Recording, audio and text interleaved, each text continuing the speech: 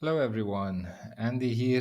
Let's have a look at the S&P 500 futures for Thursday, October 26. For the record, today is Wednesday, October 25, and time is around 7:30 p.m. GMT. So here in the S&P 500, just like for the Nasdaq, it looks like we took the most obvious path, and that path was a reaction here from the wave 4 area and a fifth wave down right here. So, and then this makes, if we have like here 1 2 3 4 5, that could mean that we have yeah, like B wave up from here, and then C wave down. That would be one interpretation. Actually, there are many interpretations for this. I will discuss this in my higher time frame analysis, because this has a lot to do with the higher time frame. But for now, here on the lower time frame,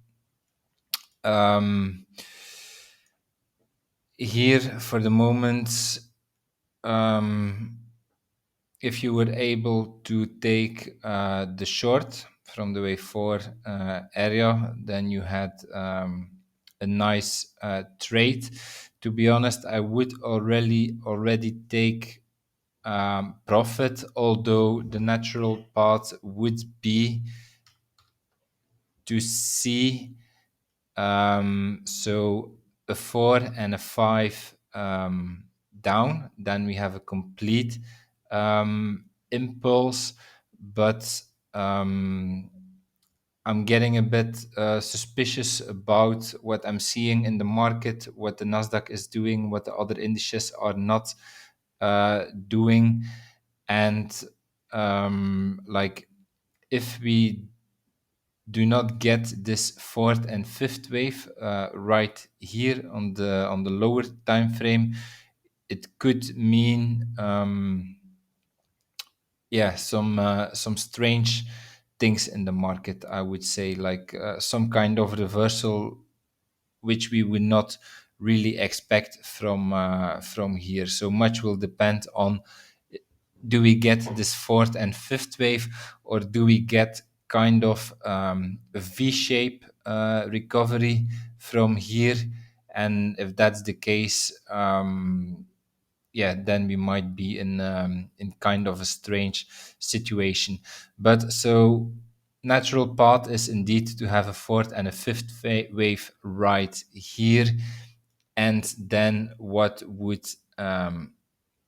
happen is that so here we had, or let's zoom out a bit. Let's go to the 4 hour. So that would mean that we had our wave W right here, or wave X right here, and then again the obvious path would be something like this: a wave A down, so finishing this last wave first right here. So by a fourth and a fifth wave on the 15-minute time frame, we already have divergence here in the 4 hour, so that looks good. Then a B wave up, and then a C wave down, and then this wave Y would also be complete, which would then be the end of the wave 4. But this all has to happen here in the area right here, or wave 4 area. If we do not respect this zone, so as soon as we start to break this lower boundary, then then we might be in a situation that looks way more bearish than we initially thought. But that is something I will discuss in my higher time frame analysis this weekend.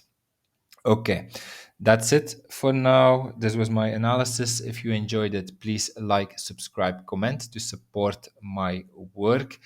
And I see you tomorrow for another video. Have a nice day. Bye bye.